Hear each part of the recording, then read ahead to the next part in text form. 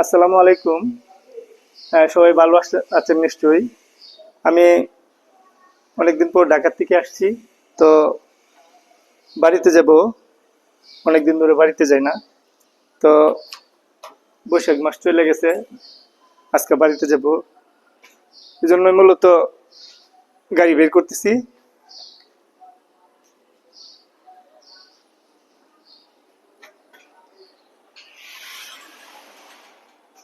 বৈশাখ মাস পুরা চলে গেছে, বাড়িতে যাওয়া হয় নাই। ঢাকায় ছিলাম একটু জরুরি কাজে। তো আজকে যেহেতু বাড়িতে যাব, তাই আপনাদের সাথে একটু শেয়ার করলাম।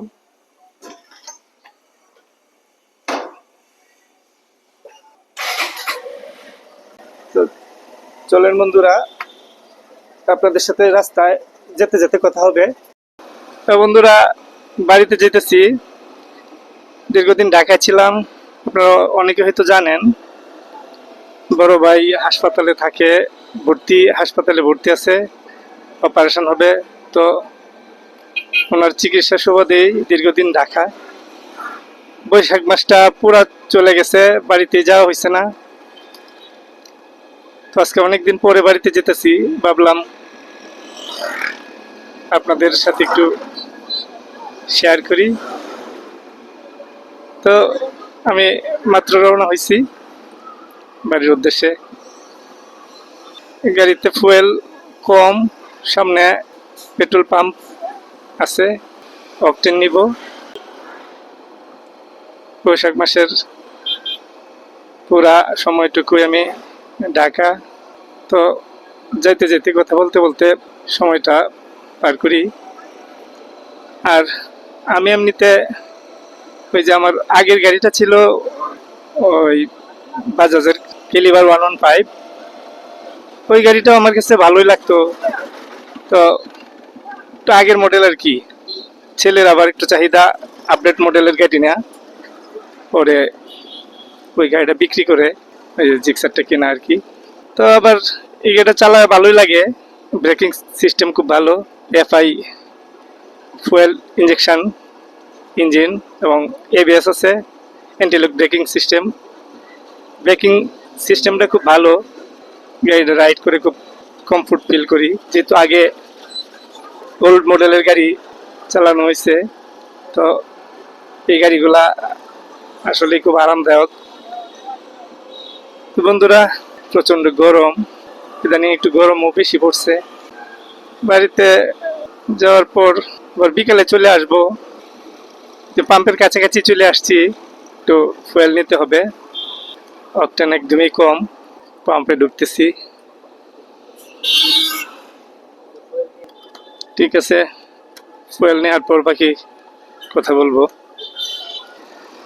ফুয়েল নিয়ে নিচ্ছি।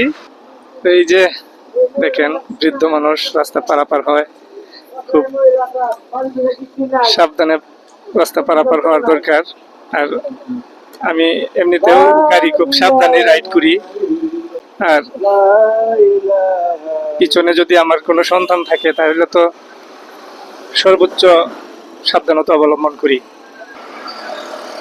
আমি আবার গাড়ি খুব একটা জোরে ড্রাইভ করি না, আমাকে সিএনজি ওভারটেক করে চলে যেতে পারে। আমার এত স্পিডে গাড়ি ড্রাইভ করা পছন্দ না। মাঝে মধ্যে আমাকে ওভারটেক করে অটো চলে যায়, এটা ব্যাপার না, আমি আমার মতো করে গাড়ি ড্রাইভ করি।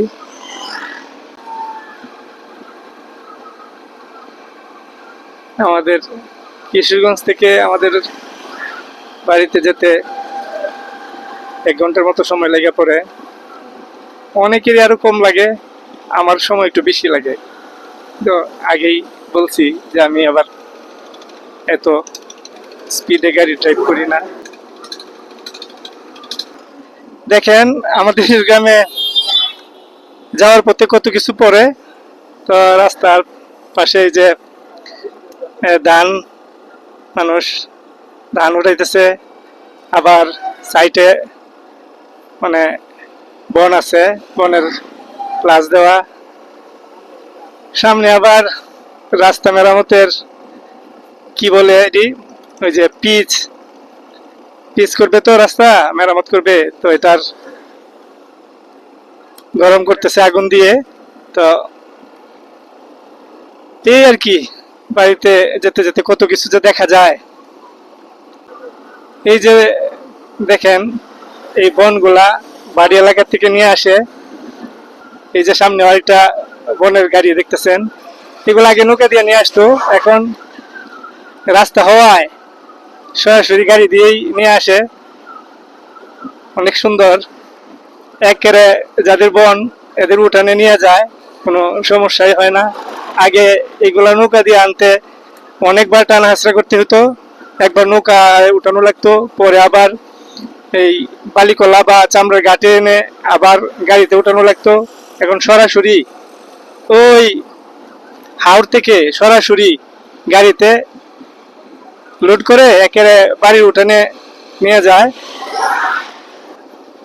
এই যে অলরেডি এটা বালিকলা, বালিকলা চলে আসছি, সামনেই বালিকলা ফেরিঘাট। তো আমি প্রায় সময় বাড়িতে যাওয়া আসার পথে দেখা গেছে যে এই পারে যদি আসি তাহলে বোট ওই পারে থাকে, আবার বাড়ির থেকে কিশোরগঞ্জ আসার পথে ওই পারে থাকলে বোট থাকে এই পারে। আজকে জানি না কি হয়, দেখি আজকে বোট এই পারে পেয়েও ফেলতে পারি। এই যে ফেরিঘাটে অলরেডি চলে আসছি, সামনেই ফেরিঘাট, হয়তো বোট এই পারেই থাকতে পারে সম্ভবত। আজকে অনেক দিন পর একেবারে ধরা বোট পাইছি, একেবারে বোট বোঝাই গাড়ি, হয়তো উঠলে আর বেশিক্ষণ লাগবে না ছাড়তে। এই যে দেখতেই আছেন। তো ভালো থাকবেন সবাই, বোটে চলে আসছি।